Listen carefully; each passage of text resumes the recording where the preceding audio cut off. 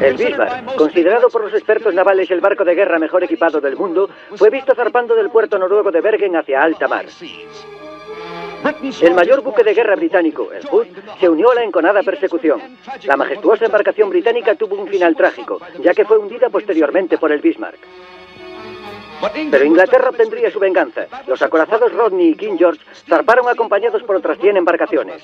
Tras una larga persecución alcanzaron al Bismarck a unas 400 millas náuticas al oeste de Brest, Francia. Fue el Dorsetshire el que dio el golpe de gracia que hundió al acorazado alemán. Solo 100 de sus tripulantes se salvaron, los demás se hundieron con el barco. El tan encomiado Bismarck había sido enviado al fondo en uno de los momentos más históricos de la Segunda Guerra Mundial.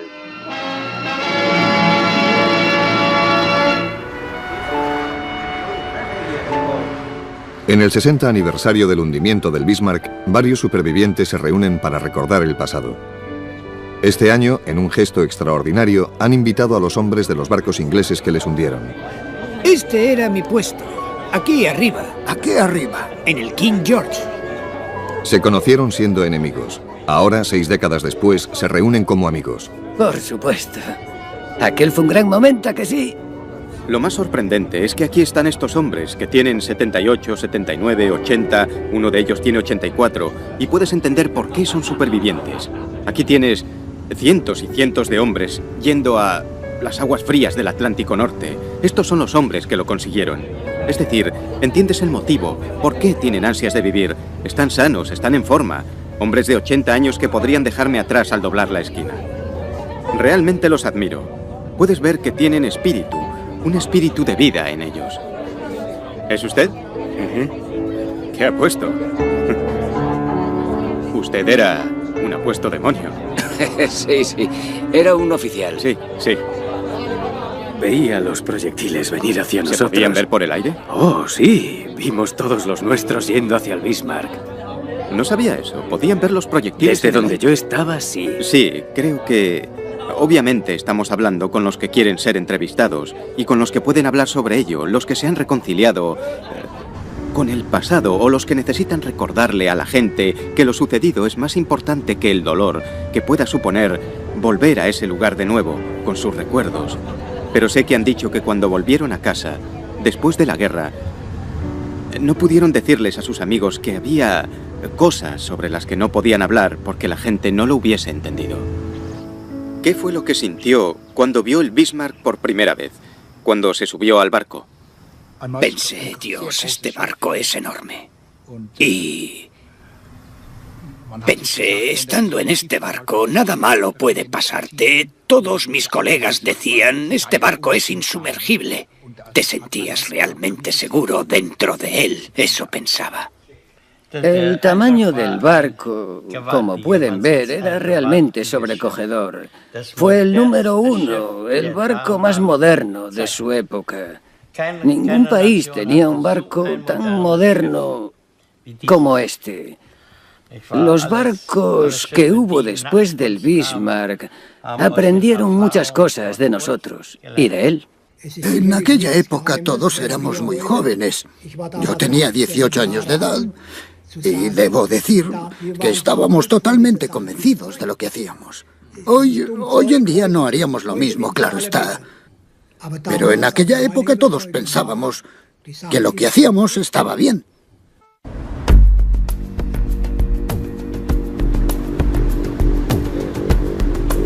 Capitán, ¿qué tal? ¿Cómo está? Hola. ¿Permiso para embarcar? Bien. James Cameron llega a Alemania con un equipo de 32 técnicos, científicos, historiadores y supervivientes del Bismarck para embarcar en el buque oceanográfico ruso, el Akademik Keldysh. Entre los 90 tripulantes hay muchos viejos amigos de anteriores expediciones de Cameron. Hola, Olga, ¿cómo estás? Hola. Me alegro de verte. ¿El Mir está bien? Sí. Al equipo le ha llevado un año prepararse para los retos técnicos que supone explorar el Bismarck. Me gusta esto. Para mí es una alternativa a hacer películas. Es tan desafiante técnica y emocionalmente que me permite utilizar mis conocimientos como cineasta, puesto que, aparte de realizar la filmación, está el diseño de los medios técnicos y el reto personal de trabajar en este medio hostil, de hacer todo correctamente y de hacerlo sin riesgos y obtener resultados, resulta muy emocionante. Hola, Walter. Hola, Carl. Aquí estamos. Bienvenidos a bordo del Keldysh. Es un placer Keldysh. verte de nuevo. Trabajé tanto sobre el naufragio del Titanic en 2 expediciones que no pude hablar con los supervivientes, conocer su punto de vista emocional, así que tuve que imaginarlo y crearlo en mi mente basándome en cosas que se habían escrito. Tener a estos hombres aquí nos da más cercanía.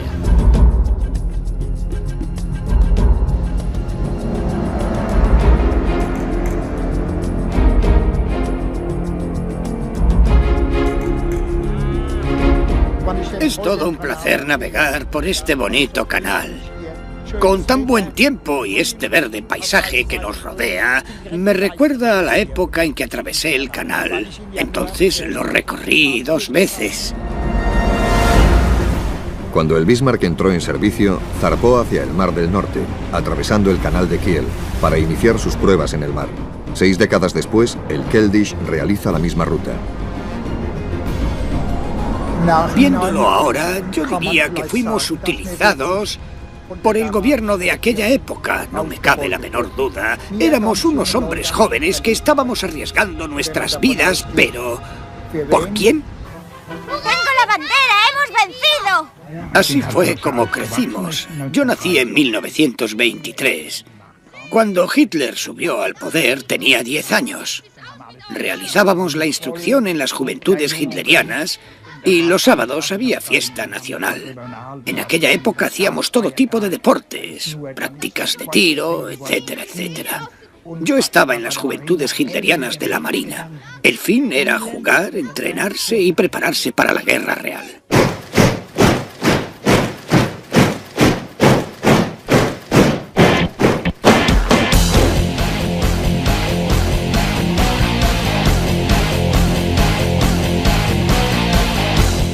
En la actualidad, Adolf Hitler es un símbolo del mal, pero para Karl y Walter, y miles de jóvenes como ellos, era un dios. Le seguían ciegamente. Les envolvió en la histeria del culto nazi. Canalizó su ira y su espíritu patriótico con una calculada precisión, cautivando sus jóvenes corazones mejor que la mayor estrella del rock. Se sentían fuertes, orgullosos, parte de algo grande e inmortal. Eran intocables. Los pensamientos sobre la muerte, tanto la suya como las que les iban a ordenar cometer, eran ahogados por el clamor del Sieg Heil. ¡Sieg Heil!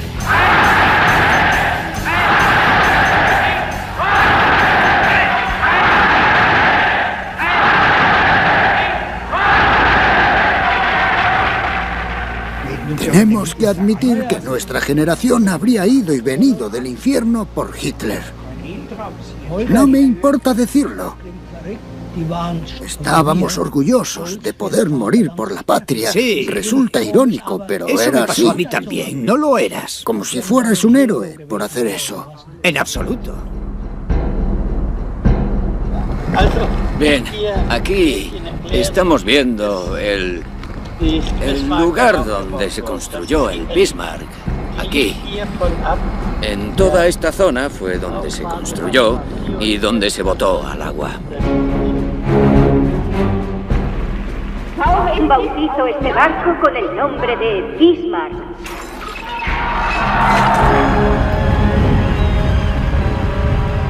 El Bismarck fue construido en secreto en Hamburgo y se botó en 1939. Era la encarnación del tremendo ego de Hitler y una catedral de acero.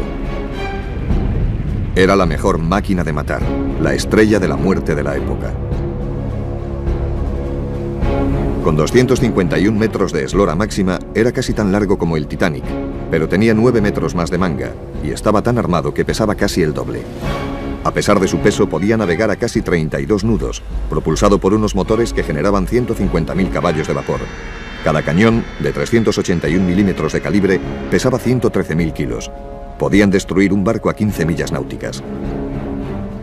El blindaje lateral era de una avanzada fórmula de acero de 330 milímetros de espesor, diseñado para resistir los torpedos y los proyectiles de mayor calibre.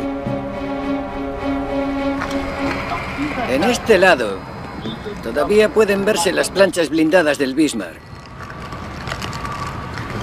La reconozco por la incisión hecha para analizar el acero. Escuche, es bueno, ¿eh? Bastante bueno, ¿verdad? La estrategia naval de Alemania era despiadada. El objetivo del Bismarck era dar caza a los convoyes en el Atlántico Norte y destruir los barcos que llevaban comida y suministros a Inglaterra, obligándola así a rendirse debido al hambre. Hundir los barcos y matar a las tripulaciones. Nada de prisioneros.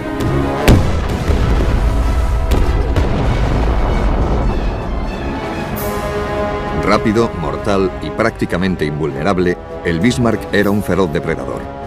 Tenía que ser detenido antes de que se adentrase mucho en el Atlántico y comenzase su reinado del terror.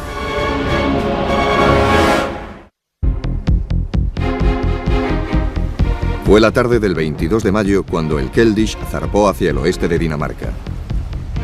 61 años después de que el Bismarck también zarpase hacia el oeste, hacia mar abierto, tras haber abandonado el abrigo del puerto noruego. El Keldysh no tiene ni armas ni blindaje. Es un barco de paz. El mayor barco oceanográfico de investigación del mundo. La palabra rusa Mir significa paz. Y el Keldysh es el buque nodriza de dos sumergibles llamados Mir 1 y Mir 2. Solo hay 4 sumergibles capaces de sumergirse a 6.700 metros. Y el Keldysh tiene 2 de ellos. Los Mir son el único sistema doble de sumergibles. Sus baterías son más potentes que las de los otros sumergibles, haciéndolos idóneos para iluminar las profundidades a donde la luz del sol nunca ha llegado.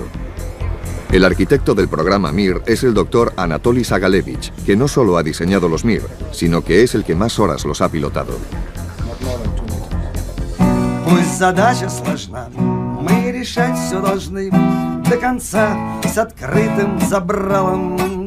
Como director del programa ruso de sumergibles tripulados, Anatoly es el piloto jefe, el jefe científico y el alcalde extraoficial del poblado marinero llamado Keldysh.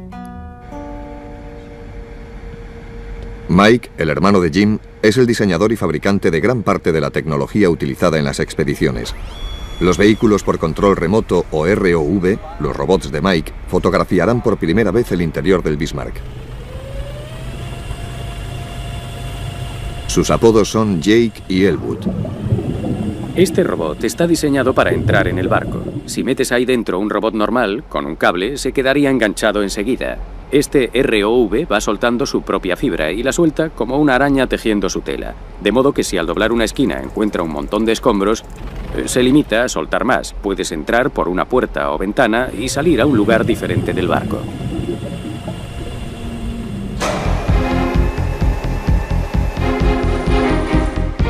Mike y su equipo han tardado 3 años en crear esta tecnología del ROV. Había que pensar en todos los escenarios posibles y en cómo el ROV iba a desplazarse por el barco y qué se necesitaba. Así que intentamos meterlo todo en el menor espacio posible. El diseño es tan vanguardista que no pudieron usar componentes ya fabricados. Cada parte fue diseñada y construida desde cero.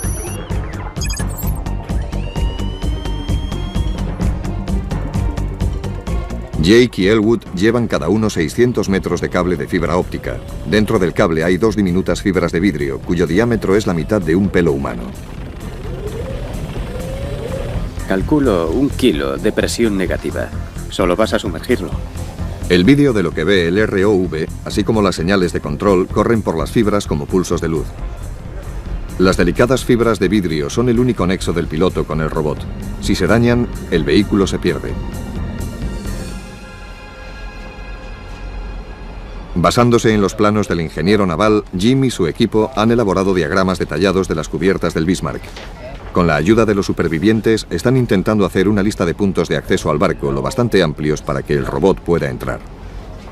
Empiece por donde estaba su puesto de trabajo en el barco, ¿de acuerdo? Tu puesto de servicio, ¿en dónde estabas? En la sala de decodificación. En la sala de decodificación.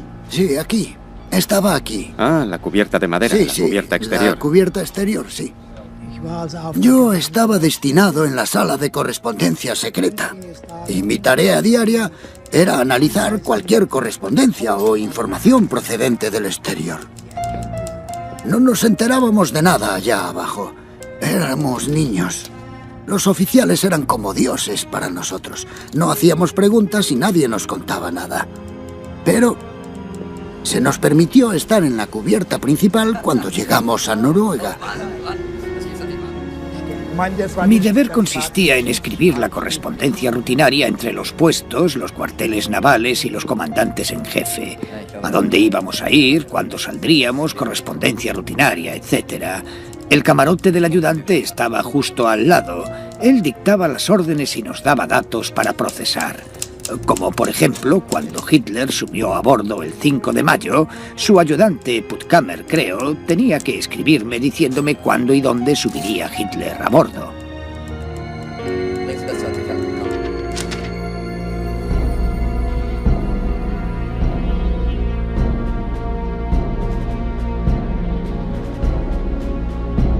El almirante Lutzen se hizo cargo de nuestro destacamento la semana anterior a zarpar. Odiábamos a Lutzens. Lindemann era un buen capitán. Nos gustaba a todos, pero el ambiente cambió totalmente cuando Lutzens subió a bordo.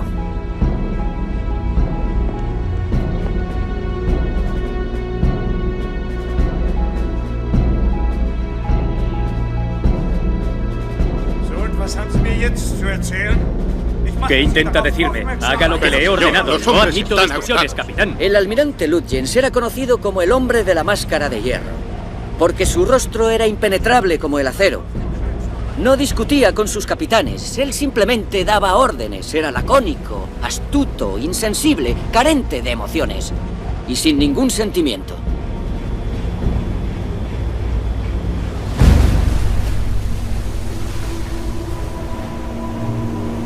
Yo soy el Bismarck el 24 de mayo de 1941. Estoy saliendo del estrecho de Dinamarca con el Prince Eugen por delante. Tú eres el Hood y el Prince of Wales. En el horizonte casi no puedo divisar tus dos barcos. Hay una distancia increíble. Ambos nos movemos muy rápido. Yo voy a 27 nudos y casi no puedo ver tu superestructura. Imagina disparar tan lejos. ¡Barco enemigo! ¡Cañones listos, señor! El Hood y el Bismarck viraron a toda máquina para enfrentarse como dos caballeros medievales. El Hood dispara primero. El Bismarck responde al fuego. ¡Fuego! ¡Fuego a discreción! ¡Fuego a discreción! Cuando disparas a 25.000 metros, estás disparando salvas. 4 u 8 proyectiles. Si pretendes alcanzar el barco de guerra del enemigo, disparas y observas los detalles desde la torre. Ves dónde caen los proyectiles. Y alguien grita, largo, corto, cerca. Y en cuanto alguien grita cerca, empiezas a disparar más veces seguidas.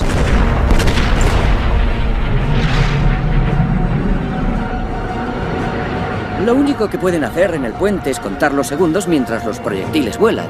Y tú te limitas a seguir lanzando proyectiles, uno tras otro, cercándolo, algunos cortos, otros lejos, y por fin, el impacto mortal. ¡Blanco! ¡Blanco! El pañol de municiones había sido alcanzado. La explosión partió la popa del barco. Mientras el Hood se hunde, la artillería de proa dispara la salva final.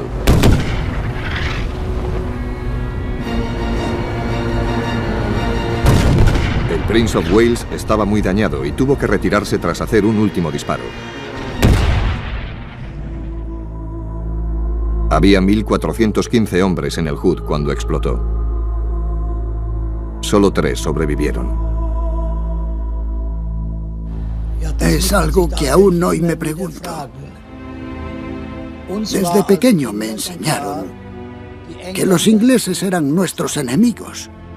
Nunca les había visto, ni nunca había hablado con ellos, y sin embargo, eran nuestros enemigos. Pero quiero que sepan que cuando destruimos el Hood, tras todos los hurras que lanzamos desde el barco, Miramos los cuerpos que yacían en el océano.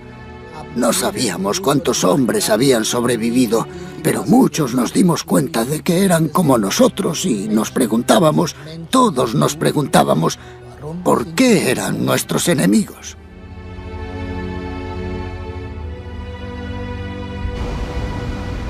Walter y Cal se han despertado antes del amanecer para rendir homenaje a los hombres del Hood que murieron a esa hora, hace 61 años. Aquella mañana, Cal, Walter y toda la tripulación solo sintieron la emoción de la victoria. Habían derrotado al poderoso Hood y tocado al Prince of Wales. Eran los héroes de la patria. El Bismarck era invencible. En Inglaterra, la noticia del hundimiento fue un duro golpe. Winston Churchill, primer ministro inglés y adversario feroz de Hitler, entendió el terrible golpe que les habían asestado. La reacción al principio fue de incredulidad. Después fue una tragedia nacional. El Hood era un barco muy querido. Había sido adoptado por la nación británica. Era el símbolo de la Armada británica.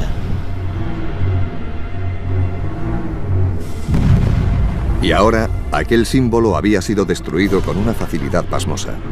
Fue un golpe mortal para el espíritu inglés en un momento crítico.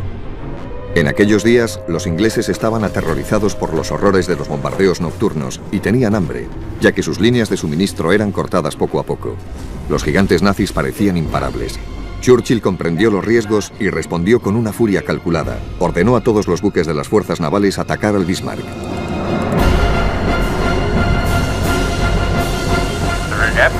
No hay nada tan vital para la nación en este momento como la destrucción del Bismarck. No me importa cómo lo hagan, pero deben hundir al Bismarck.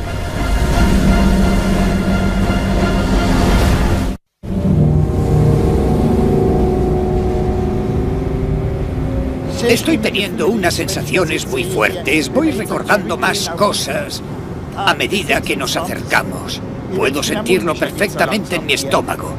Siento como un profundo agujero. Con 6 décadas de diferencia, el Bismarck y el Keldysh navegan por el mismo lugar del océano, el mismo día, prácticamente bajo condiciones meteorológicas de tormenta idénticas. Es una extraña coincidencia. El Bismarck navegaba a salvo en medio del temporal frente a la costa de Francia. Los británicos estaban muy lejos como para detenerlo. Cal y Walter creían que tenían la victoria asegurada. Todavía pensábamos que podríamos conseguirlo. Al menos eso era lo que yo pensaba. Pero el destino es caprichoso. Desesperados por detener al gigante, los británicos lanzaron un ataque prácticamente suicida en plena tormenta, con aviones torpederos. Increíblemente, un torpedo alcanzó de lleno el timón. El barco averiado solo podía ir en círculo. La manada de lobos británicos se aproximó para la matanza. Entré en la sala de radio y pude oír cuántos barcos venían. Más y más flotas se aproximaban, nos estaban rodeando. Después de oír eso, el último rayo de esperanza se desvaneció para nosotros. En el Keldysh, otras esperanzas se acentúan a medida que se acercan al lugar del naufragio, solo a unas horas de distancia. El robot debería entrar por esta zona. El equipo de la expedición trabaja sin descanso para preparar la primera inmersión.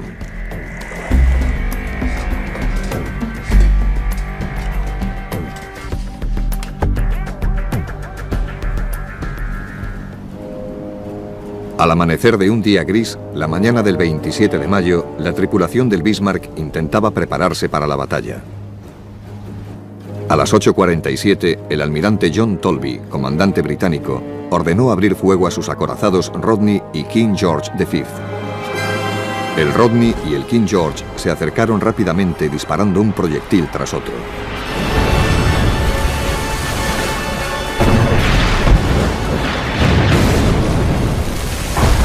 Los cruceros Suffolk, Norfolk y Sheffield se sumaron al ataque. Los proyectiles destrozaron la superestructura del Bismarck y a su tripulación.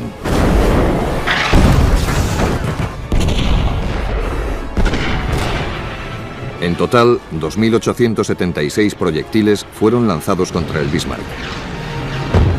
el despiadado ataque duró 1 hora y media, dejando el casco del Bismarck en llamas.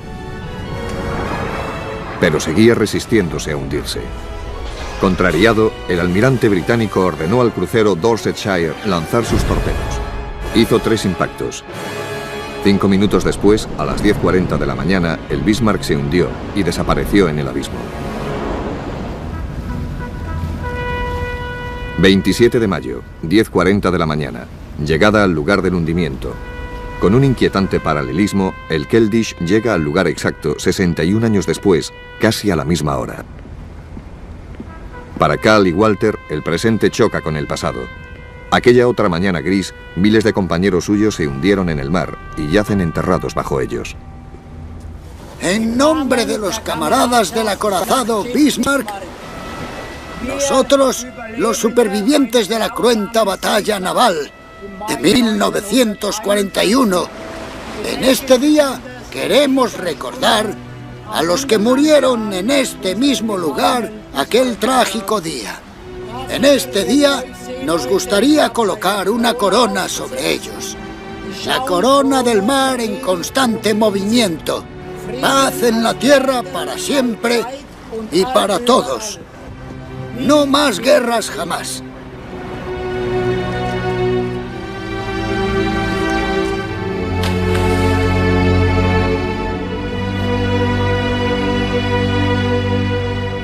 Ustedes no se pueden ni imaginar lo mucho que me afectó mirar al agua y recordar lo que ocurrió hace 61 años en este mismo lugar, luchando por salvarme y sabiendo que soy uno de los pocos afortunados que sobrevivieron a aquella catástrofe.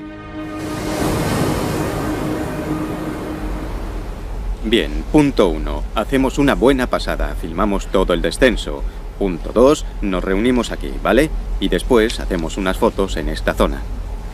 Tratándose de una tumba de guerra, el buque no puede ser perturbado. Los análisis forenses deben hacerse sobre las imágenes, así que la coordinación entre la luz y la cámara es fundamental.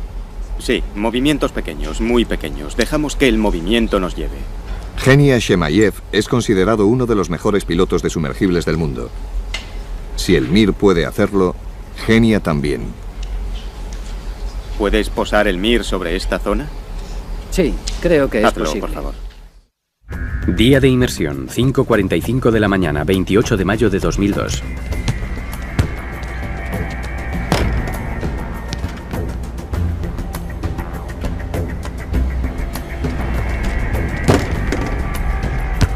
Hola, buenos días a todos. ¿Qué tal? Buenos días. Buenos días. ¿Podemos empezar? ¿Estamos todos?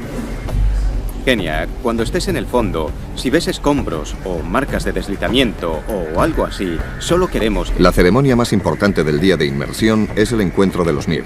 Para ello, los planes de inmersión se revisan al detalle. Los estudiaremos después. Sí, y si tenemos tiempo, por supuesto.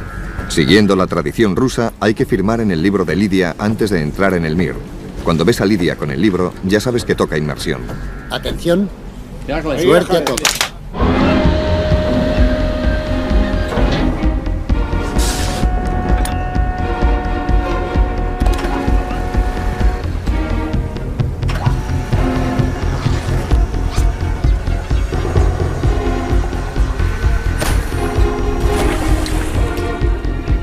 ¿Sonreíd todos? Ya estoy sonriendo. Es mi mejor sonrisa. Todo perfecto.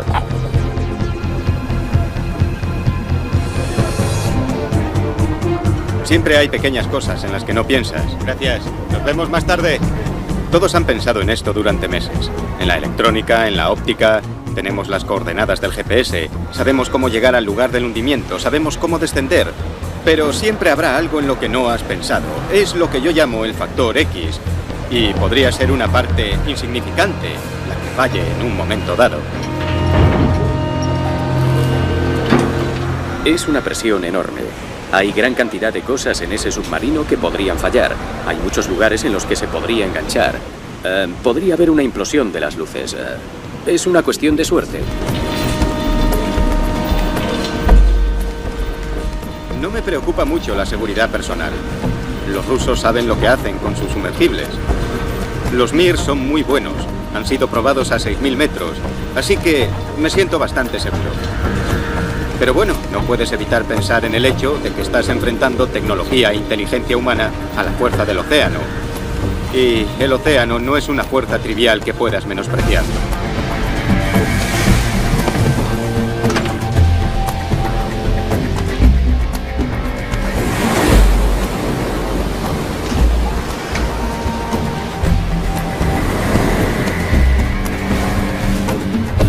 Bien, todo listo en el número 2.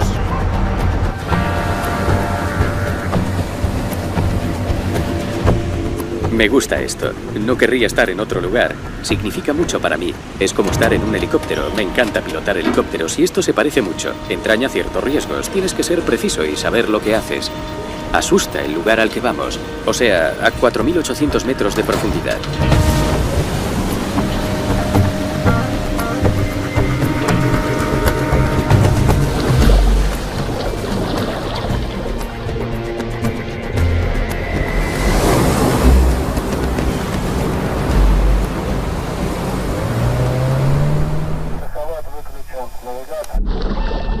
Los brazos sensores del Mir-2 llevan unos 8.000 vatios de luz. El Mir-1 también está equipado para trabajar con el sistema de cámara estereoscópica de alta definición. Atención, Mir-2, cámaras preparadas, cambio. La inmersión ha comenzado. Los dos sumergibles se dirigen hacia el fondo a casi 5 kilómetros de profundidad.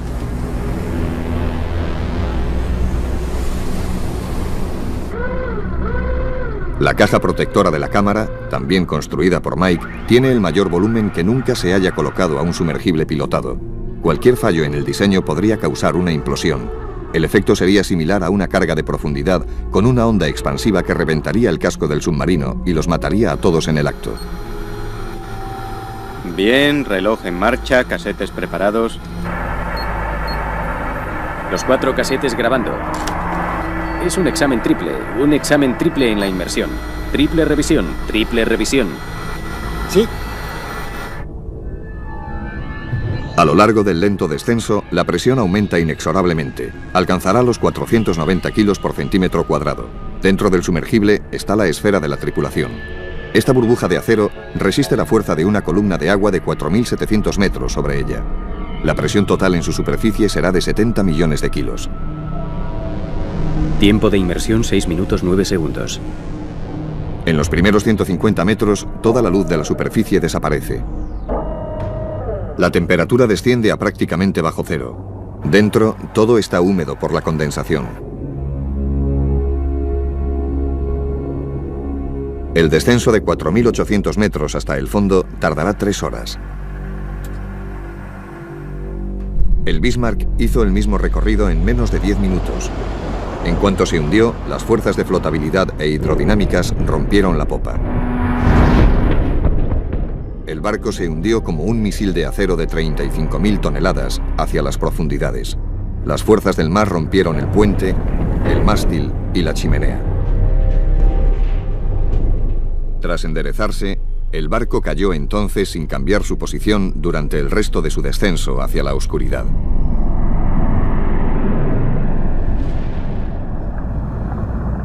Bien, Mir-2, estamos a unos 30 metros del fondo. ¿Puedes ver el fondo? 20 metros. ¿Ves el fondo? Ahora se ve. Precioso. Eso es como pisar la luna. Y tanto.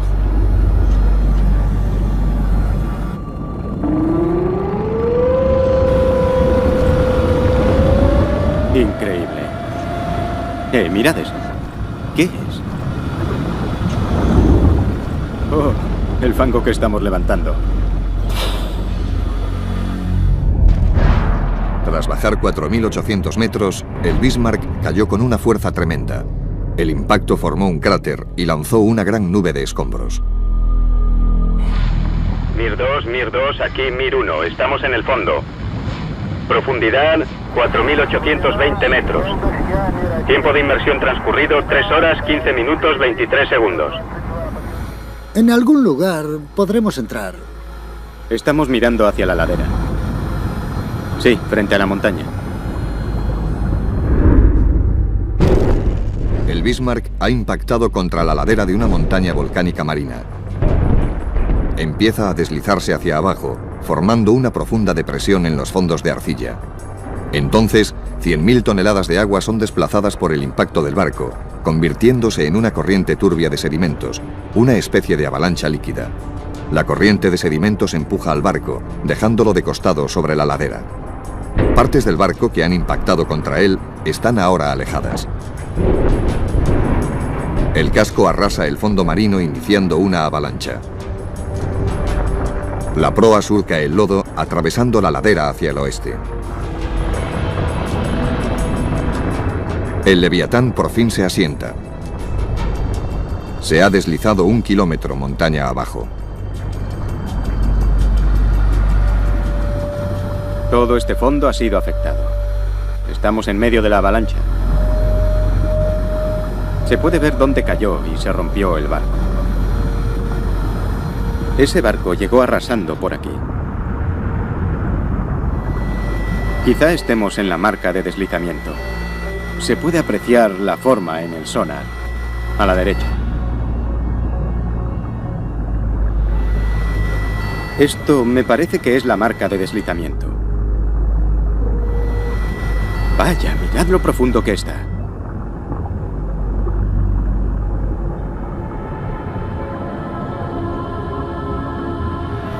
Se abrió camino por aquí como una excavadora gigante. Así fue, sí, sí. Si seguimos la pared, debería llevarnos directamente al barco.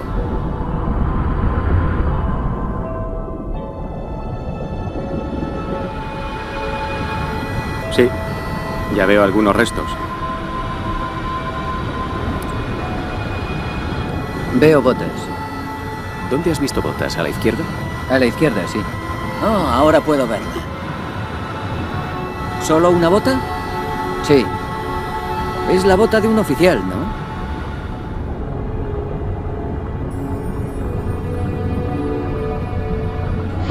Mir 2, ¿dónde estáis?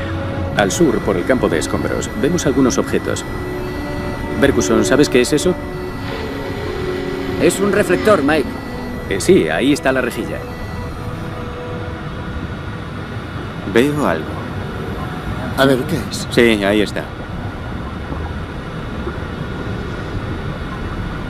Sea lo que sea, es grande.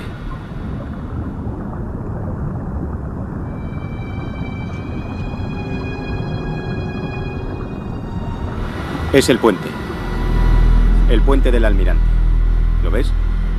¿Ves las ventanas? Cayó al revés. Ahí está el ala del puente y las plataformas. Las fuertes corrientes rompieron el puente del Almirante cuando el barco se hundió. 10 minutos después, chocó contra el fondo marino. Después, el casco del Bismarck lo empujó a un lado y quedó al revés. Realmente te haces una idea de lo grande que era. Es enorme. Es como un edificio de 4 pisos caído del cielo.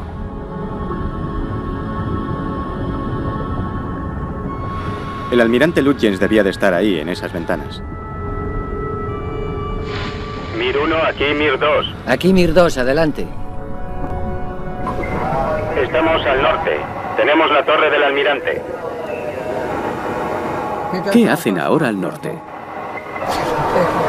Seguid nuestras coordenadas ahora, donde está el puente del almirante. Tenemos que movernos a la derecha. Bien, nos dirigimos hacia ahí. Hay que ajustar un poco el sonar. Lo tenemos. Ya veo. Creo Sí, que está ahí aquí. está. Ya veo el Bismarck. Mira. ¿Es la proa? Sí, es la proa. Bueno, Jim, nos estamos acercando por el costado de estribor. El boquete está por aquí. ¿Lo ves, amigo? Sí, sí, ahí está.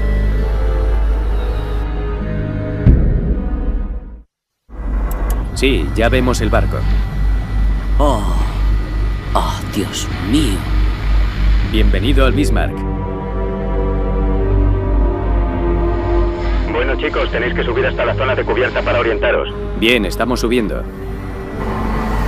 Dios mío, esto es increíble. Es como si escalásemos una montaña. Ahí está el cinturón acorazado. Y ahora te digo dónde estamos. Estamos justo aquí. Aquí mismo, Genia. Chicos, ¿hacia dónde vais? Vamos hacia la proa, Jim.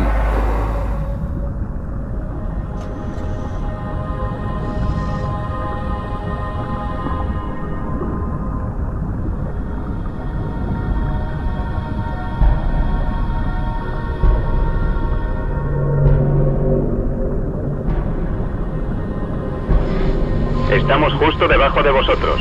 Recibido. Qué bonito. Mira eso. ¿Sí? ¡Wow! Es increíble. ¡Oh, Dios mío! Mir 1, os estoy viendo, cambio.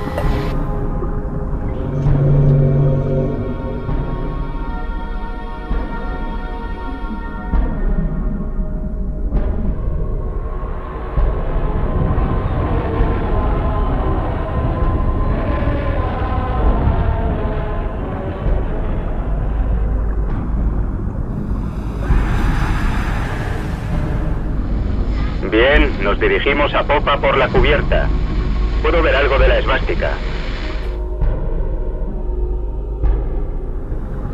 Subimos por el cabrestante de babor ahora mismo.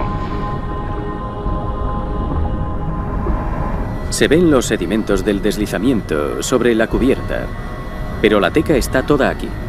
Mirad, ¡bum! Pasó por ahí en medio y probablemente lo atravesó todo hasta la torre.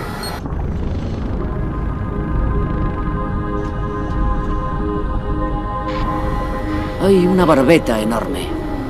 Sí, esa es Antón. Mir 1, ¿dónde estáis? Os he perdido, cambio. Mira esa enorme abertura, justo donde estaba la torre. Estos enormes cilindros de 5 pisos, o barbetas, eran los soportes de las 4 grandes torres de artillería del Bismarck. Las torres se mantenían en su posición solo por la gravedad, y cuando el barco se hundió, se desprendieron hacia el fondo.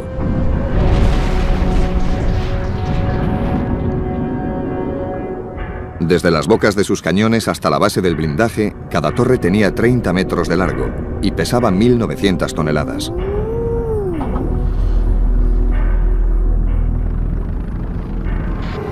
Veo un antiaéreo.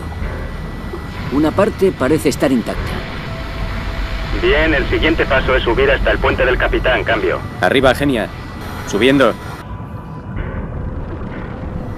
¿Pero este cristal es de aumento o no? Ligeramente. Ligeramente. Tiene un poco de aumento. Oh, Dios mío, es enorme.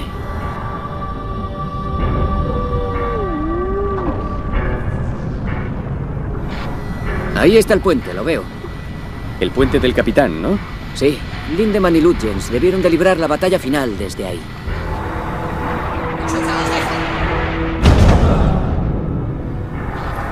Fue alcanzado, mira.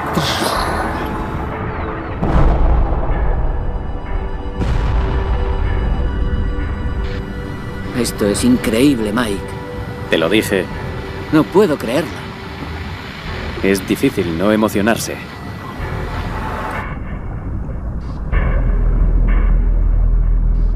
Los sumergibles se dirigen a popa por las torres de artillería secundaria. Parecen sorprendentemente intactas. Las torres secundarias del Bismarck eran tan grandes como las principales en los demás buques de guerra.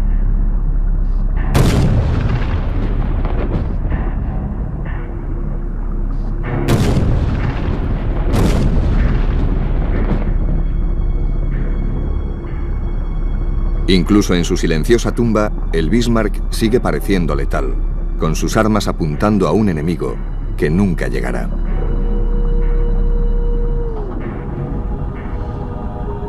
Los cañones ahora están en silencio. Sus tubos dan cobijo a las anémonas. Un cañón antiaéreo de 105 milímetros sigue apuntando al cielo. Un eterno vigía bajo un cielo nocturno que nunca verá el amanecer.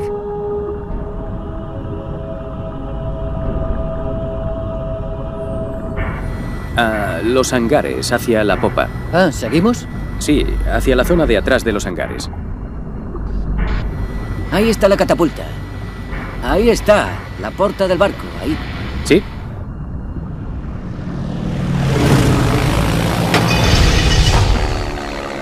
El Bismarck tenía 4 hidroaviones Arado 196 que eran lanzados desde una catapulta en medio del barco. Nadie ha entrado nunca en los hangares para confirmar si todavía queda algún avión dentro.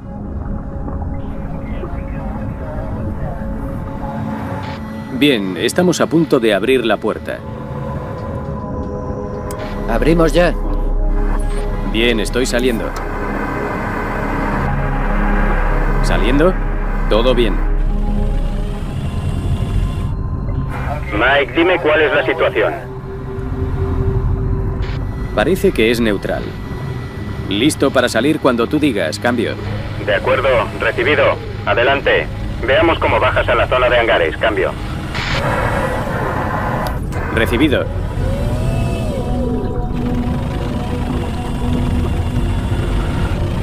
Sí, todo va bien. Te vemos muy bien. A pesar de los casi 620 kilos por centímetro cuadrado de presión, el submarino de Mike funciona perfectamente. Es el momento de realizar su cometido. Entrando en el hangar. Recibido.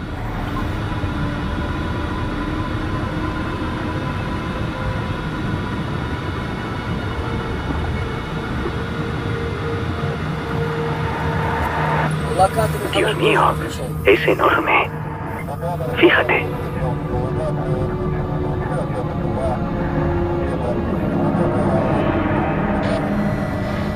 Voilà, un avión. Restos de avión. Mira, está la cabina. La cabina, Genia. Genia, ¿ves el avión? Es el fuselaje. ¿Es un avión? Sí, es el marco de la ventana.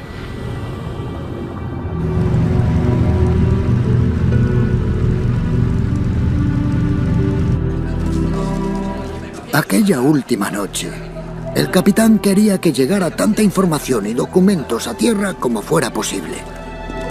Quería enviar el hidroavión de vuelta a tierra con nuestro diario de guerra.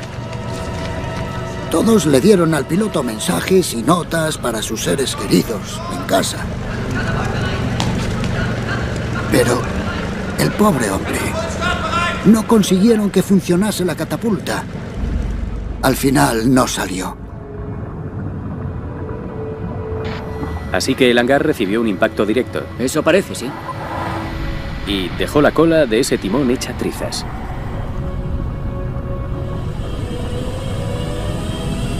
Es como estar fuera de tu cuerpo. Como si te convirtieras en submarino y te olvidaras de dónde estás. Ves el sumergible y dices, ahí está el Mir 2. Un momento. Yo estoy en el Mir 2. Tras 9 horas en el fondo, la batería del Mir comienza a agotarse. Es hora de iniciar el ascenso a la superficie. Pero primero, Elwood tiene que regresar a su garaje.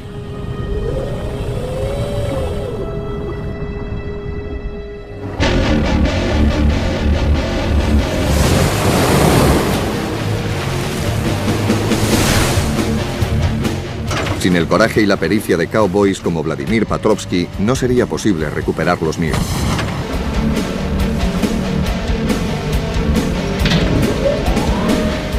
Tras un duro viaje a la superficie, el equipo agradece lo que pasan estos cowboys para llevarles sanos y salvos a bordo.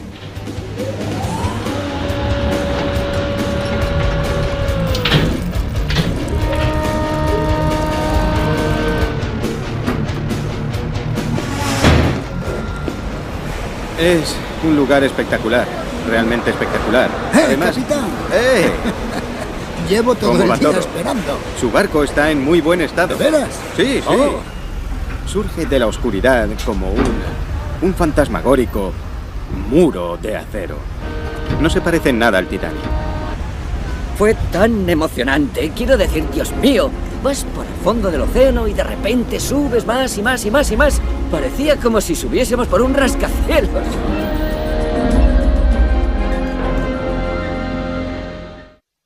Es lo que quiero que hagáis.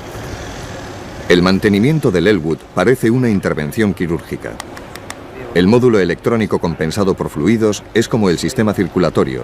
Debe recibir una transfusión durante la operación. ¿Se salvará el paciente? Sí, el paciente vivirá, creo. Este submarino está vivo. Lori Johnston es microbióloga y su especialidad es el estudio de microorganismos en ambientes extremos. No hay solo un tipo de bacteria ahí abajo, hay una comunidad o asociación. Así que hay un puñado de bacterias con una relación simbiótica, extrayendo o sacando elementos del acero que usan para construir esas estructuras en forma de carámbanos sobre los pecios. Estas estructuras en sí mismas son una entidad viviente. Os haremos el Mir 1 justo aquí. Vosotros lo haréis aquí. Lori se prepara para una inmersión donde realizará experimentos con bacterias en el barco. Arrímate. ¡Oh! Cuidado. Ella va a ser la segunda mujer que jamás haya bajado a más de 4.500 metros. Tiene que ser increíble verlo todo con su color verdadero. Estamos muy cerca de algo, Tony. ¿Ves esa cosa? ¿Qué crees que es? Mike, ¿qué te parece esa cosa? ¿Qué otra cosa podría ser una estructura redonda con varios niveles, sino la parte central de la torre? Sí, es la torre de artillería. ¿Conoces la gran torre principal? Tiene una parte larga debajo. Las torres de artillería, de 1.900 toneladas de peso cada una, chocaron contra el lecho y se enterraron de inmediato. La estructura interna de las torres tenía 4 alturas y puestos para 21 hombres. Ahora, dichas estructuras están sobre las torres como monumentos. El equipo puede identificar esta torre por el número de plataformas y su posición en el lecho. Es la Torre Dora, la que estaba más a popa. Durante los últimos minutos del Bismarck, Cal, Walter y Heinz se refugiaron detrás de la Dora justo antes de tirarse al mar. Esto es algo muy interesante, chicos. Creo que hay un tubo saliendo del fango. Está un poco más a tu izquierda. Recibido, lo vemos.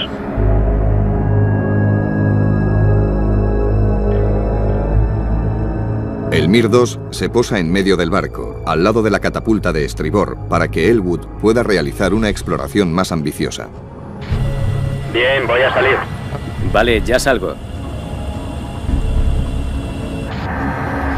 Soltando fibra. Avísame cuando vires. ¿Hablas con él, Lori? Por favor, dile que estoy orientado. Elwood ya está orientado, cambio. Recibido. Muchos de los proyectiles británicos llegaron por babor, dañando las cubiertas superiores de este costado. El crecimiento bacteriano es intenso donde los proyectiles eliminaron la pintura, lo que indica que esta parte del barco fue un infierno durante la batalla final. Fue muy dañado. Dile que está totalmente reventado. El camino está destrozado. Montones de cables y daños. Cambio. ¿Podéis seguir a estribor y filmar ese cañón? Creo que es S3. Cambio. Recibido. Nos acercamos a lo que parece el impacto de un proyectil. Todas las torres secundarias tenían uno o más agujeros de proyectiles de calibre medio, proyectiles de 150 o 200 milímetros que perforaron el blindaje para estallar dentro, matando a los soldados de artillería al instante. Mira, ahí está la barbeta. La barbeta de la Torre Dora. La estructura interna de la torre, la del campo de escombros, iba ahí dentro. Las torres principales disparaban proyectiles de 381 milímetros. Al ser tan grandes, necesitaban un sistema hidráulico para levantarlos, cargarlos y dispararlos. Los proyectiles pesaban 1 tonelada y viajaban a una velocidad 2,5 veces superior a la del sonido. Al impactar, el proyectil antiblindaje estallaba, lanzando metralla mortal y una pieza de su blindaje, que a su vez se convertía en un segundo proyectil supersónico. Este segundo proyectil perfora las paredes interiores, lanzando más metralla. Tras un retardo de menos de un segundo, el proyectil explota dentro del barco para eliminar al mayor número posible de personas. El proyectil podría haber estallado desde abajo y podría haber volado la sala de radio. Es una posibilidad. Los británicos utilizaban el mismo tipo de proyectiles antiblindaje, pero ¿fue realmente el fuego británico el que hundió al Bismarck? Analizando los daños de la batalla, Mike y Jim esperan resolver una antigua polémica de 6 décadas. Va atravesando el barco. ¿Fue el Bismarck hundido por proyectiles y torpedos, como decían los británicos? Fue el Dorsetshire el que dio el golpe de gracia que hundió al poderoso acorazado. ¿O fue hundido por su tripulación, como mantienen los supervivientes alemanes? Este barco fue hundido por nosotros mismos. Había orden de atacar y volar el barco. Cada bando tiene sus razones para atribuirse el hundimiento. Los británicos, por lo sucedido al Hood. Y los alemanes, porque querían creer que tuvieron el control sobre su destino en aquellas últimas horas. Solo un estudio de daño sistemático de proa a popa, por dentro y por fuera, podría resolver esta incógnita. Quiero una exploración completa del casco, alrededor, hasta aquí, para ver todos los agujeros y daños. El Mir 1 se dirige hacia el cráter de impacto del Bismarck, a 1 kilómetro ladera arriba, desde la zona del hundimiento. Sí, veo algo. Sí, algo interesante. Algo muy interesante. Deberíamos tener cuidado. Sí. Creo que es el cráter. Oh, eso parece. Pero es peligroso. Sí, hay que subir. Estamos encima de algo. Es parte del barco. No puedo pasar por ahí. Tienes que subir, Anatoly. Sube, sube. Vas a posarte sobre algo. Sube, sube. Sube. No bajes. No sabes qué hay detrás. Hay que subir. Hay que subir. Lo intento.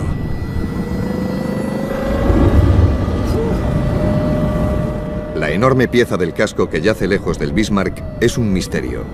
Posteriormente, será la clave para desvelar el secreto del naufragio.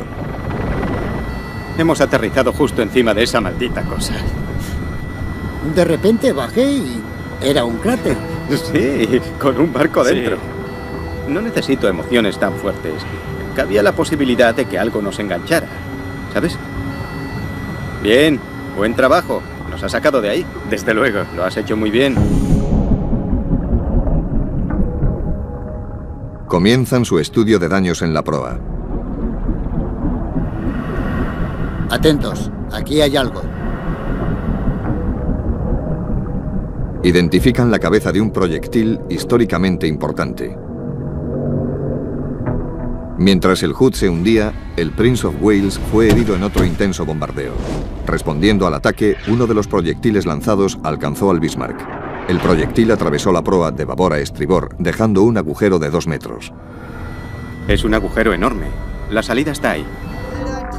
El informe de daños llegó al puente. El Prince of Wales había hecho 2 blancos a más de 12.000 metros de distancia. El que impactó en la proa estaba por encima de la línea de flotación, pero miles de toneladas de agua seguían entrando debido al oleaje. El otro impactó bajo el blindaje lateral, inundando la sala de calderas y provocando una escora de 9 grados a babor. El daño obligó a Lindemann a reducir la velocidad unos pocos nudos, lo suficiente para sellar el destino del Bismarck. Encendido interruptor 24, en posición. Jim se prepara para pilotar al Elwood por dentro del buque. Te da una fantástica perspectiva de los barcos que no se consigue rodeándolos en un submarino.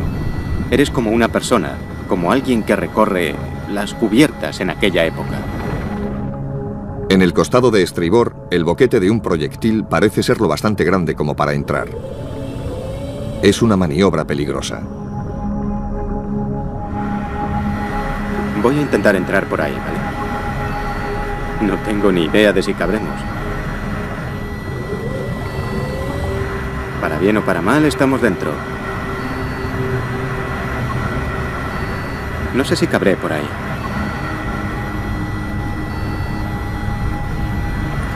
Bien, cabemos. Estupendo. Ya estamos oficialmente dentro del barco. Mira, fijaos en los daños. Vaya. Si giro a mi derecha, debería haber una puerta. Ahí está la puerta. Interesante crecimiento alrededor de la puerta. Sí. Ahora estamos entrando en algo. Creo que es la oficina de Carl.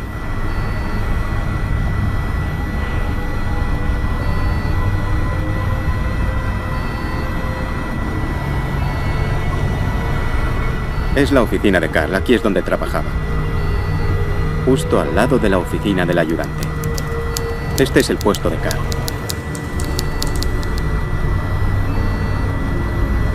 Lo comprobaremos. ¿Ve la silla? Tiene que decirnos si le resulta familiar. 2 mesas. Parece que son mis estanterías. Esto parece una librería. ¿Está usted seguro? Sí. Y esto parece una mesa larga. Sí, ahí nos sentábamos a trabajar. Había 3 personas, una aquí y otra allí. Sí, a lo largo. Y a veces se sentaba otro a la derecha, una 4ª persona. Sí, cuando había mucho trabajo. Buscamos su máquina de escribir, pero no la encontramos. Esto es realmente increíble. Sí, aviva mis recuerdos. Y los míos. ¿Ahí trabajaba usted? Sí.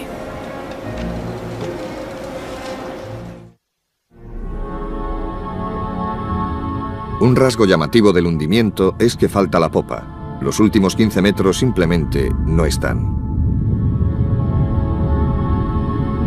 Aunque el núcleo del buque estaba blindado, la popa no.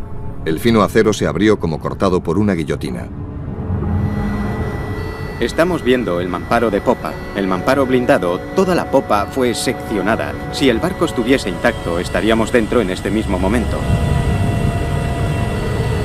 La cubierta de popa está ahí. Es interesante ver cómo se destrozó esta cubierta de teca. Tuvo que ser muy violento. No pudo romper hacia arriba. Debió de partirse desde el borde debido a una inversión de la flotabilidad, ya que se rompió en esa dirección. Esa es la esvástica. Por ahí caminó Hitler cuando estuvo inspeccionando el barco. Estamos sobre la esvástica ahora mismo. Seguimos adelante. Bien, ahí está la hélice. La hélice de estribor. Bajo la popa seccionada, el equipo de inmersión busca pruebas del famoso ataque de los aviones torpederos Swordfish. Afectado por los proyectiles lanzados desde el Prince of Wales, el Bismarck estaba en la línea de tiro de los biplanos. Uno de sus torpedos causó su final. Pero nadie ha visto realmente los daños. Ahí está el timón. Parece que el timón quedó incrustado en la hélice. Bien, esa es la hélice central y eso el timón. Mira, están incrustados uno dentro del otro y la hélice central indica... A ver, podría indicar sin duda que estaba girando cuando sucedió. ¿Qué es eso, un boquete? Es un agujero, sin duda. De acuerdo, o sea que hay un enorme boquete justo encima del timón. Es sin duda el boquete del torpedo. Bien, Mike me va a matar por esto, pero... Sí, ya estamos en la sala de turbinas. Ahora mismo estamos viendo el mamparo de popa. Han encontrado un boquete hecho por un solo torpedo, que cambió la historia. Saben lo desesperada que es la misión. Muchos de estos hombres nunca habían pilotado un Swordfish y los que lo habían hecho no había sido en combate. Debido a la oscuridad y al mal tiempo, les lleva casi 2 horas localizar el Bismarck. Cuando lo hacen, lo rodean, le atacan por babor, por estribor, sin pensar en su propia seguridad. Se enfrentan a un barco que ha desplegado una gran cortina de fuego antiaéreo. Ellos están pilotando aviones lentos y antiguos, pero están desesperados por alcanzarle. Una y otra vez se mantienen sobre el mar, alzándose sobre sus cubiertas, dirigiéndose hacia el fuego antiaéreo, intentando esconderse en las nubes, haciendo todo lo posible para intentar que sus torpedos alcancen los costados. Fue un ataque valiente, uno de los ataques más valientes de la guerra. Lanzaron torpedo tras torpedo, pero el Bismarck los esquivó todos, excepto uno. Por increíble que parezca, un solo torpedo le asestó un golpe mortal en el timón de estribor, averiando el barco, que solo podía navegar en círculos. Habían descubierto su talón de Aquiles. Desesperada, la tripulación intenta reparar los daños, pero el agua que entra por el boquete les obliga a retroceder. Nunca llegaron a saber el alcance real de los daños. Bien, ahora estamos mirando por el agujero, así que si bajo, debería salir. Sabiendo lo que sabemos ahora, Por mucho que hubieran hecho, la tripulación del Bismarck no habría podido hacer nada para desbloquear el timón. Lindemann mandó un escueto mensaje por radio a la comandancia naval. Imposible gobernar el buque, lucharemos hasta agotar el último proyectil. Larga vida al Führer. El carácter repentino e irrevocable del mensaje dejó atónitos a los tripulantes y a los radiotelegrafistas de a bordo. La noticia corrió entre la tripulación. La esperanza se tornó desesperación. Les habla el capitán. A primera hora de la mañana, el capitán Lindemann anunció que podían coger lo que quisieran de las bodegas. Sus palabras sonaron como una sentencia de muerte. Faltaban pocas horas para el amanecer. Los hombres se preparaban para la batalla final. ¿Está dañado aquí? Se hace un registro meticuloso de los daños, de modo que la batalla pueda ser reconstruida. Daños por proyectil en el costado de babor. Encuentran cientos de marcas de proyectiles, marcas producidas por los que estallaron contra el blindaje, pero no lograron penetrar. Las marcas cuentan la historia de la lluvia de proyectiles que cayó sobre el Bismarck en la batalla final. Al amanecer, los británicos se aproximan para destruirlo. El almirante Tolby abre fuego sobre el Bismarck a unos 25.000 metros, acortando la distancia que le separa de él hasta situarse a unos 2.700, disparando proyectiles casi a ras de superficie que penetran en el Bismarck por la torre a través de la superestructura.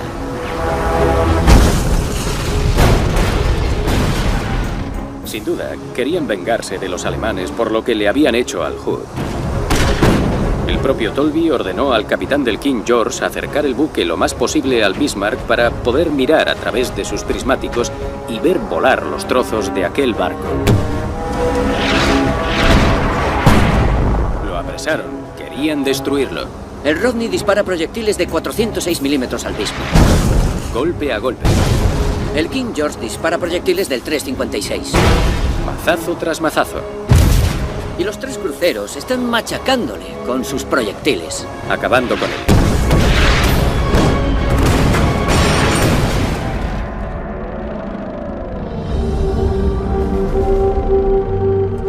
El objetivo principal de los artilleros británicos era el puente. Si destruían el cerebro del barco, sería totalmente vulnerable. El puente del Almirante, de 4 pisos, se desprendió en el hundimiento.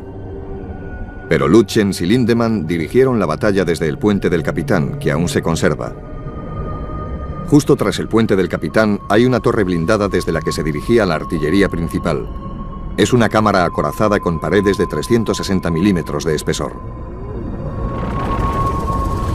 Aproximándose por estribor, la tripulación del submarino se sorprende al encontrar el puente y la torre prácticamente intactos. Seguro que tiene marcas, pero no parece que lo hayan atravesado. No reventó todo. Es una puerta tremenda. Una buena puerta. Pero al desplazarse a babor, sus ilusiones se pierden. Los proyectiles de la Armada Británica han acribillado el puente y lo han destrozado. Está funcionando. Bien. ¿Más abajo? A ver si podemos echar un vistazo por dentro. Este es el mando de artillería de proa. Era el centro neurálgico de batalla. El primer oficial de artillería, Schneider, dirigió las 4 torres principales desde esta torre de mando. A las 9:02, uno de los proyectiles del Rodney alcanza de lleno la torre. El proyectil atraviesa la cubierta y explota contra la torre, reventando la gruesa puerta blindada. La sacudida mata a Schneider y a los que están con él, acabando con la dirección de la artillería del Bismarck. La explosión debió de ser terrible cuando fue alcanzado. Dios mío, mirad los agujeros de los explosivos. Por ahí entró el proyectil y atravesó el puente. Al atacar por estribor desde muy cerca, el Rodney le asestó un tiro mortal. Un proyectil atravesó el puente del Capitán. ¡Boom! Dios, lo atravesó por completo. Mira, se abrió por ahí. Se abrió como un queso.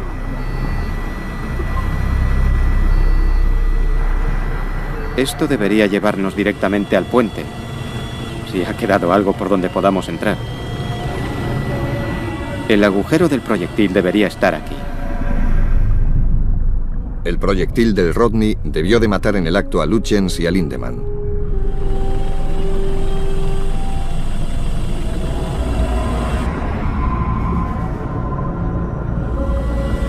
Al menos vemos pintura. Sí. Para variar. Una oficina. ¿Veis las dos mesas? Parece un colchón. Sí, debió de ser la litera de alguien. Qué desastre. Qué desastre. Destrozado por el proyectil. Jesús. Está destrozado. Parece que se fundió todo, ¿veis? Debió de ser un verdadero infierno. Bien, salgamos de aquí.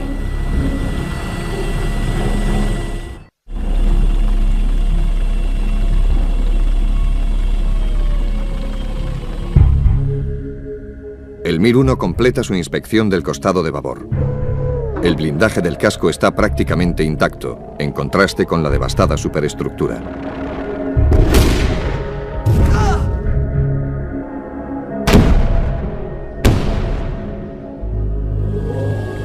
Sorprendentemente, a lo largo de todo el cinturón blindado por ambos costados del barco, solo hay dos agujeros que lo atraviesan totalmente. Ambos están en el costado de estribor, lo que indica que fueron los proyectiles de 406 milímetros del Rodney. Otros dos proyectiles perforaron el blindaje más ligero sobre el cinturón principal. Los barcos británicos dispararon 2.876 proyectiles. De ellos, unos 700 eran proyectiles del 356 y del 406, que podían haber perforado el blindaje lateral. El equipo se asombró al descubrir que a lo largo de los 425 metros de blindaje lateral solo hay 4 entradas. Solo 4 impactos de 700 posibles. Si los proyectiles británicos no perforaron el casco, no hundieron el barco. Pero, ¿y los torpedos? El Dorsetshire afirmó que 3 torpedos habían alcanzado al Bismarck poco antes de hundirse. ¿Pudieron haber sido los golpes mortales? Para localizar boquetes de torpedo, tenían que inspeccionar la parte inferior, a nivel del fango. Mike, estoy viendo algo bastante extraño. Encuentran algo asombroso. Un gran boquete de unos 30 metros de largo, con un borde superior perfectamente cortado. Obviamente no es un agujero de torpedo, pero ¿qué es? Encontraron más boquetes de gran tamaño con los bordes superiores perfectamente cortados a ambos costados del barco, tanto hacia proa como hacia popa. En total, un 40% de la obra viva había desaparecido por completo. En lugar de respuestas, habían encontrado más incógnitas. Yo estoy casi seguro de que el trozo pintado de rojo del Bismarck, sobre el que aterrizamos, de unos 27 metros de largo, es el trozo que corresponde al boquete. Lo que me llevaría a pensar que parte de los daños no fueron debido a los torpedos, sino al golpe. Creo que el barco baja, golpea la ladera, primero de proa, se escora y se desploma. Es una fuerza brutal, el casco literalmente revienta. Piezas del casco de muchos metros de largo salen volando por ahí y después el barco se desliza. 300 metros ladera abajo hasta que se asienta. Puede que nunca sepamos cuál fue el daño del torpedo. Solo una minuciosa exploración del interior, utilizando el ROV, podría aportar respuestas. Donde reventó el casco fue en los puntos débiles, y los impactos de los torpedos pudieron crear estos puntos débiles. ¿Significa que un lado del boquete es un impacto de torpedo y el otro lado es un impacto de otro? Puede ser. Eso podría ser un agujero. Tiene todo el aspecto de ser un boquete. Sí, este torpedo le dio de lleno. Quizá podamos entrar por ese agujero. Y ya estamos dentro. Bien, ahora ya estamos abajo. Estamos donde explotó el torpedo. Y ahí está. Ese es el mamparo blindado. Está casi intacto. Se puede ver que no está dentado, no está perforado ni deformado. Está de una pieza y perfecto. Y se ve claramente que resistió los impactos de los torpedos. Los boquetes Debía de haber tanques de combustible y tanques de agua que hicieron de parachoques, de modo que los torpedos no mataron a los que estaban dentro del barco. El mamparo blindado fue diseñado para soportar el impacto de un torpedo y así lo hizo. Las delgadas paredes del tanque reventaron, pero el mamparo interior está intacto. El corazón del buque no había sido perforado. Ya que no se inundó el núcleo, los torpedos no pudieron hundir el barco en aquellos últimos minutos. Lo interesante es que todo lo que hemos encontrado en esta especie de examen forense del barco apoya su historia y de hecho explica su supervivencia. El almirante Tolby se acerca cada vez más a él hasta que al final están disparando casi a ras. Irónicamente, la proximidad del objetivo resta eficacia debido a la trayectoria plana del proyectil. Las cargas resbalaban sobre el agua o no llegaban a la profundidad necesaria para impactar. Los proyectiles destrozaron la superestructura y diezmaron a la tripulación, pero no alcanzaron el núcleo. No hundieron el barco, solo lo torturaron. Para salvarse de esta furia, la tripulación hundió el barco. El tiempo corría, y Cal, Walter y Heinz sabían que pronto tendrían que vérselas con la violenta tormenta que había fuera.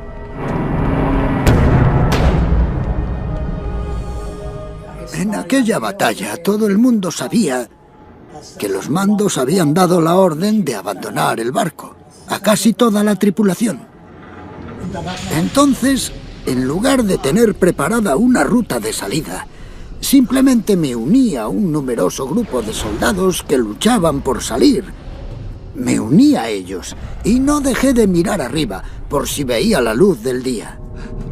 Y en lugar de planear una ruta de escape, me limité a seguir a los que se dirigían hacia la luz. Pasé por la zona de oficiales hasta que vi una luz. No había otra salida. Tenías que ir corriendo hasta la escalerilla más próxima, y la escalerilla más próxima era la de la zona de oficiales. ¡Ustedes! ¡Vamos, salgan de aquí! 200 hombres empujan y luchan por subir por la escotilla del alcázar de babor, incluido el primer oficial, Earls, que había dado la orden de abandonar el barco. ¡Dejadme pasar! ¡Apartaos! ¡Apartaos! ¡Fuera! Un proyectil atraviesa el blindaje del costado de babor y explota entre ellos, matándolos a casi todos.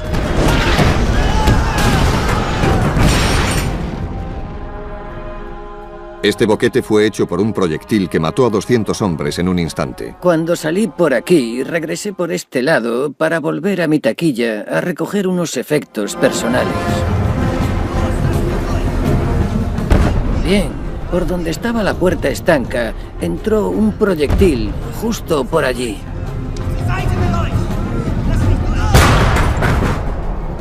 Y caí sentado aquí. Acabó con su trasero en el suelo. Lo del trasero es literal. Sí. Tú lo has dicho, Jay. Ya. Dolorido, Entiendo. Sí. Bien. Cuando salí a la cubierta de babor, prácticamente todo estaba destrozado. Estaba ardiendo y había grandes llamas. Había hombres heridos por todas partes. Justo como decía el lema del Bismarck. Aquí corre sangre y hierro. Literalmente.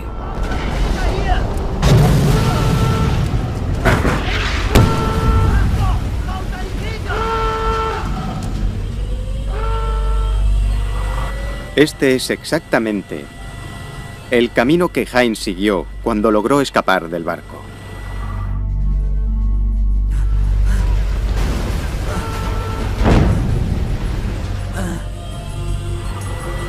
Salió por aquí hacia la derecha. ¿Veis eso que está a la derecha? Eso estaba bajo el agua. El barco estaba escorado. Y por aquí, el alcázar estaba inundado. La sangre corría por las cubiertas y todos los hombres heridos estaban amontonados, desmembrados, aún con vida. Justo aquí ocurrió la explosión del proyectil que cayó a popa junto a la torre.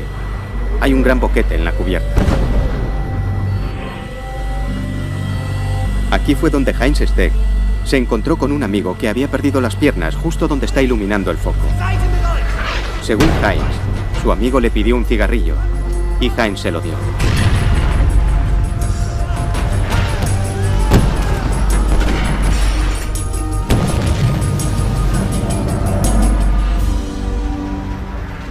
Lo primero que vi fueron cientos de cadáveres esparcidos por la cubierta.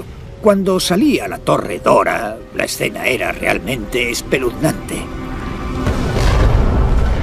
Había cadáveres por todas partes. La cubierta se tiñó de rojo con la sangre y debido a la escora, el agua salpicaba los cadáveres y la sangre lo arrastraba todo.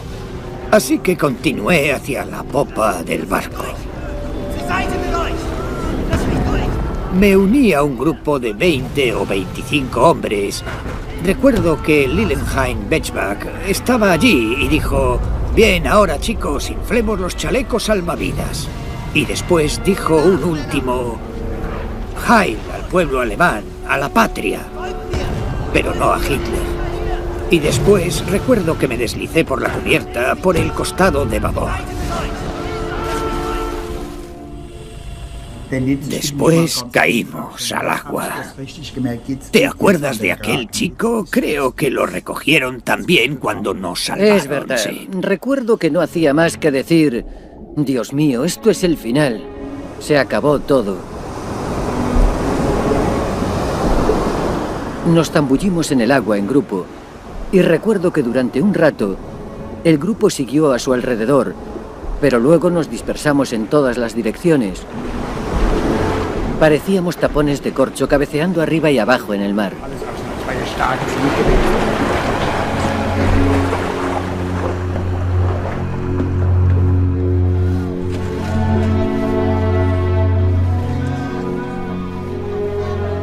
El Dorsetshire y el Maori acudieron al rescate, pero se marcharon tras avistar un submarino alemán.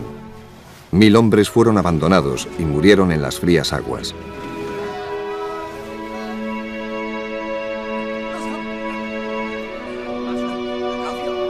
Cuando subimos a bordo del buque inglés, nos dimos cuenta de que los británicos podían ser perfectamente nuestros amigos por el modo en el que nos trataron. La verdad, no podríamos haber sido tratados mejor. Así es como tratas a los amigos, no a los enemigos. Eso pensábamos.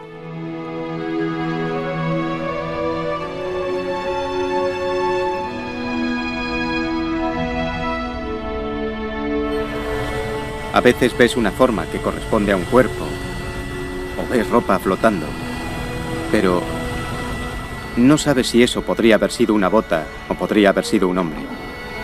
No hay forma de saberlo porque los restos desaparecen, solo se conserva el cuero.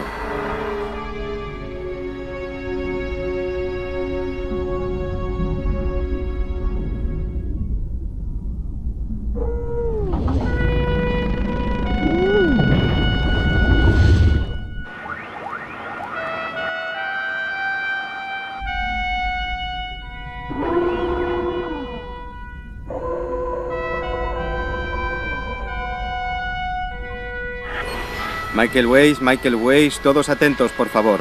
Lea conmigo lo que pone en la placa, cambio. En memoria de la batalla que aquí tuvo lugar. Y en memoria de los miles de jóvenes que murieron aquí y de los miles que murieron por enfrentarse a este poderoso barco. Estos restos son un monumento a la locura de la guerra. Aquí Keldysh, todo en orden, transmisión recibida. A Walter le gustaría decir también unas palabras. Recibido. Nosotros saludamos y recordamos a todos los camaradas que nunca más vieron su hogar. El único hogar que han visto durante 61 años ha sido el fondo del océano. Descansen todos en paz. Camaradas, no habéis sido olvidados. Nosotros haremos que siempre se os recuerde y esperemos que siempre sea en tiempos de paz.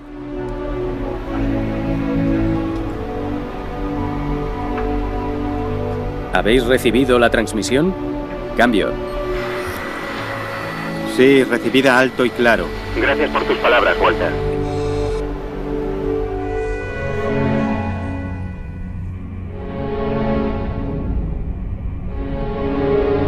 Los grandes acorazados han desaparecido, al igual que los dinosaurios, pero solo porque han sido sustituidos por armas más temibles.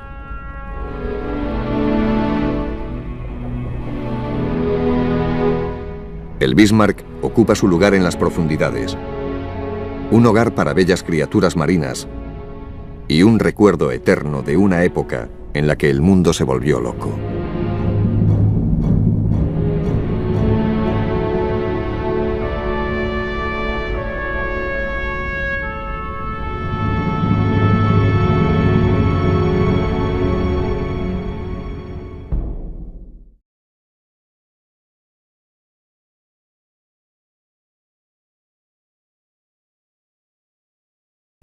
Y el Keldysh es el buque nodriza de dos sumergibles llamados Mir 1 y Mir 2. Solo hay 4 sumergibles capaces de sumergirse a 6.700 metros, y el Keldysh tiene 2 de ellos. Los Mir son el único sistema doble de sumergibles. Sus baterías son más potentes que las de los otros sumergibles, haciéndolos idóneos para iluminar las profundidades a donde la luz del sol nunca ha llegado. El arquitecto del programa Mir es el doctor Anatoly Sagalevich, que no solo ha diseñado los Mir, sino que es el que más horas los ha pilotado.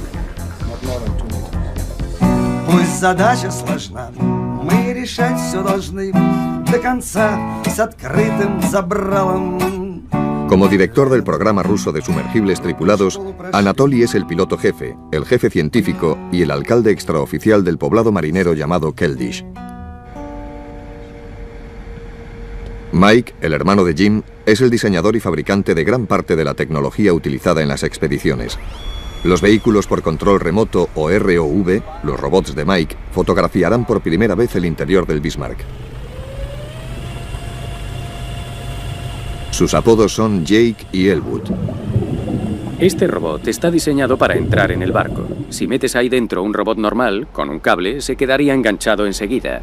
Este ROV va soltando su propia fibra y la suelta como una araña tejiendo su tela. De modo que si al doblar una esquina encuentra un montón de escombros, se limita a soltar más. Puedes entrar por una puerta o ventana y salir a un lugar diferente del barco.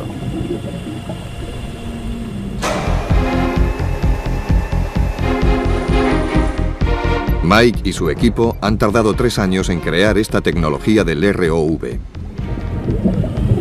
Había que pensar en todos los escenarios posibles y en cómo el ROV iba a desplazarse por el barco y qué se necesitaba.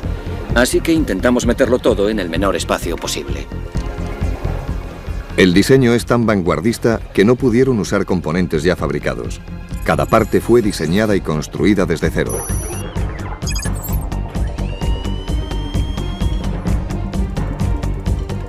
Jake y Elwood llevan cada uno 600 metros de cable de fibra óptica. Dentro del cable hay 2 diminutas fibras de vidrio, cuyo diámetro es la mitad de un pelo humano.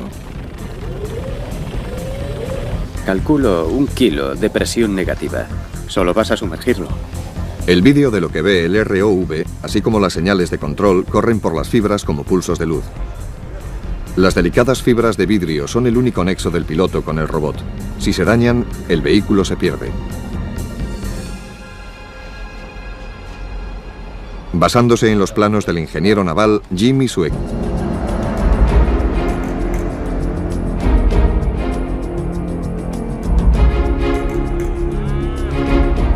Es todo un placer navegar por este bonito canal.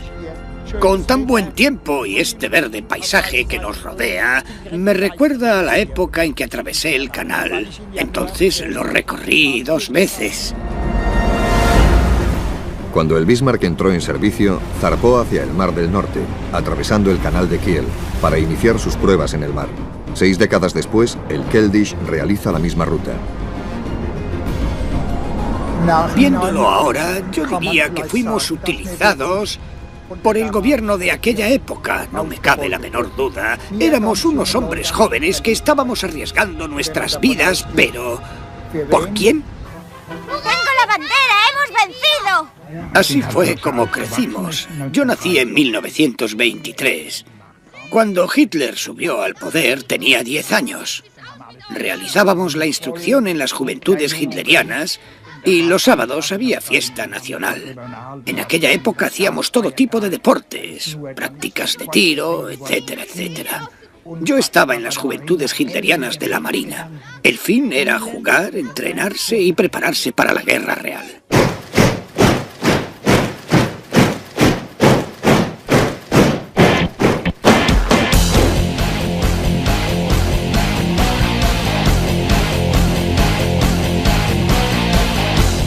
En la actualidad, Adolf Hitler es un símbolo del mal, pero para Karl y Walter y miles de jóvenes como ellos, era un dios. Le seguían ciegamente. Les envolvió en la histeria del culto nazi. Canalizó su ira y su espíritu patriótico con una calculada precisión, cautivando sus jóvenes corazones mejor que la mayor estrella del rock. Se sentían fuertes, orgullosos, parte de algo grande e inmortal. Eran intocables. Los pensamientos sobre la muerte, tanto la suya como las que les iban a ordenar cometer, eran ahogados por el clamor del Sieg Heil. ¡Sieg Heil!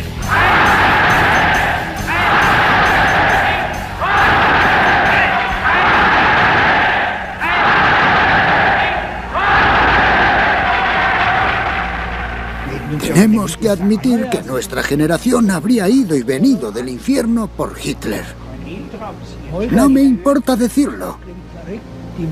Estábamos orgullosos de poder morir por la patria. Sí. Resulta irónico, pero eso era me pasó así. a mí también. No lo eras. Como si fueras un héroe por hacer eso. En absoluto. Gente no lo hubiese entendido.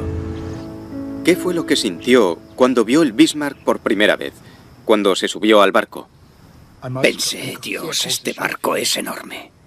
Y pensé, estando en este barco, nada malo puede pasarte. Todos mis colegas decían, este barco es insumergible. Te sentías realmente seguro dentro de él, eso pensaba. El tamaño del barco, como pueden ver, era realmente sobrecogedor. Fue el número 1, el barco más moderno de su época. Ningún país tenía un barco tan moderno como este. Los barcos que hubo después del Bismarck aprendieron muchas cosas de nosotros y de él. En aquella época todos éramos muy jóvenes. Yo tenía 18 años de edad y debo decir que estábamos totalmente convencidos de lo que hacíamos. Hoy en día no haríamos lo mismo, claro está. Pero en aquella época todos pensábamos que lo que hacíamos estaba bien.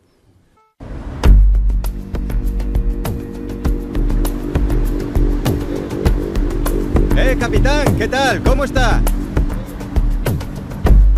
Hola. ¿Permiso para embarcar? Bien. James Cameron llega a Alemania con un equipo de 32 técnicos, científicos, historiadores y supervivientes del Bismarck para embarcar en el buque oceanográfico ruso, el Akademik Keldysh. Entre los 90 tripulantes hay muchos viejos amigos de anteriores expediciones de Cameron. Hola, Olga, ¿cómo estás? Hola. Me alegro de verte. ¿El Mir está bien? Sí, sí. Al equipo le ha llevado un año prepararse para los retos técnicos que supone explorar el Bismarck. Me gusta esto. Para mí es una alternativa a hacer películas. Es tan desafiante técnica y emocionalmente que me permite utilizar mis conocimientos como cineasta, puesto que, aparte de realizar la filmación, está el diseño de los medios técnicos y el reto personal de trabajar en este medio hostil, de hacer todo correctamente y de hacerlo sin riesgos y obtener resultados. Resulta muy emocionante. Hola, Walter. Hola, Karl. Aquí estamos. Bienvenidos a bordo del Keldysh. Es un placer Keldysh. verte de nuevo. Trabajé tanto sobre el naufragio del Titanic en 2 expediciones que no pude hablar con los supervivientes, conocer su punto de vista emocional, así que tuve que imaginarlo y crearlo en mi mente basándome en cosas que se habían escrito. Tener a estos hombres aquí nos da más cercanía.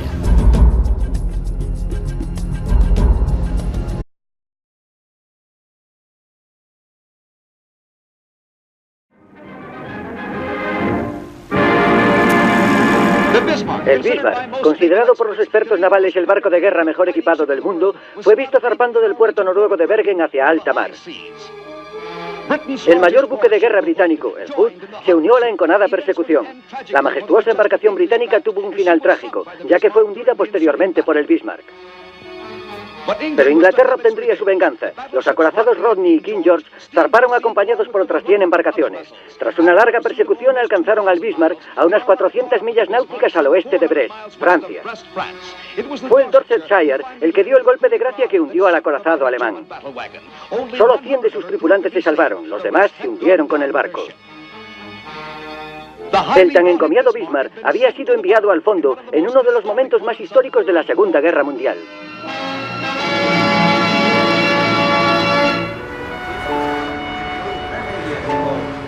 En el 60 aniversario del hundimiento del Bismarck, varios supervivientes se reúnen para recordar el pasado.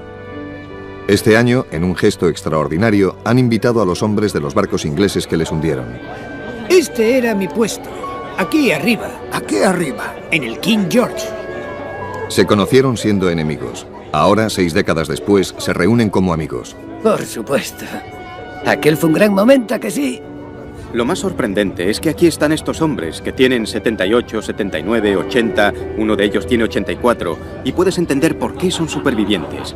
Aquí tienes cientos y cientos de hombres yendo a las aguas frías del Atlántico Norte. Estos son los hombres que lo consiguieron. Es decir, entiendes el motivo, por qué tienen ansias de vivir. Están sanos, están en forma. Hombres de 80 años que podrían dejarme atrás al doblar la esquina. Realmente los admiro.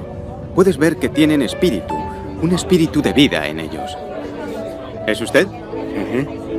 ¿Qué ha puesto? Usted era un apuesto demonio. Sí, sí. Era un oficial. Sí, sí. Veía los proyectiles venir hacia nosotros. ¿Se podían ver por el aire? Oh, sí. Vimos todos los nuestros yendo hacia el Bismarck. No sabía eso. ¿Podían ver los proyectiles? Desde donde yo estaba, sí. Sí, creo que...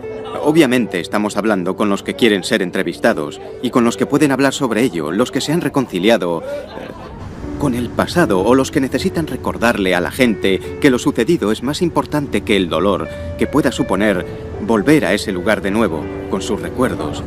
Pero sé que han dicho que cuando volvieron a casa, después de la guerra, no pudieron decirles a sus amigos que había cosas sobre las que no podían hablar porque la gente... Bien, aquí estamos viendo el lugar donde se construyó el Bismarck. Aquí. En toda esta zona fue donde se construyó y donde se botó al agua. Bautizo este barco con el nombre de Bismarck.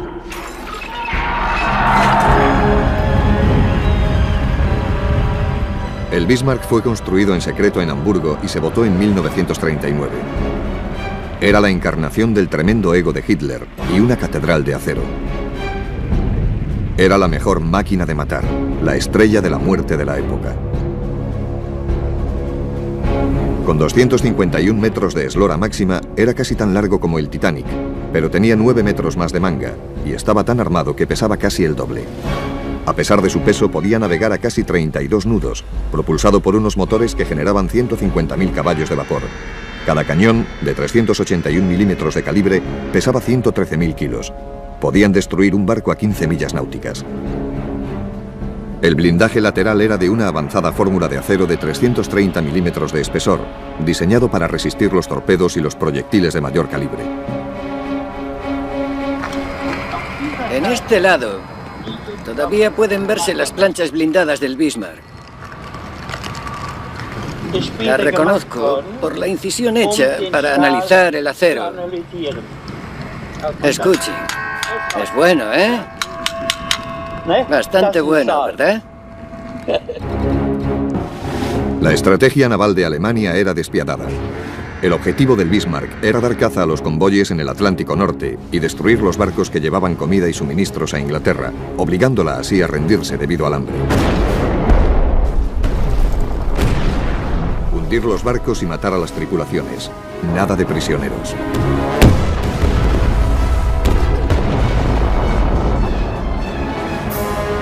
Rápido, mortal y prácticamente invulnerable, el Bismarck era un feroz depredador. Tenía que ser detenido antes de que se adentrase mucho en el Atlántico y comenzase su reinado del terror.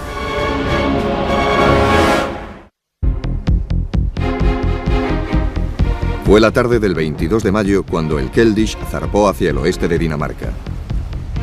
61 años después de que el Bismarck también zarpase hacia el oeste, hacia mar abierto, tras haber abandonado el abrigo del puerto noruego. El Keldysh no tiene ni armas ni blindaje. Es un barco de paz. El mayor barco oceanográfico de investigación del mundo.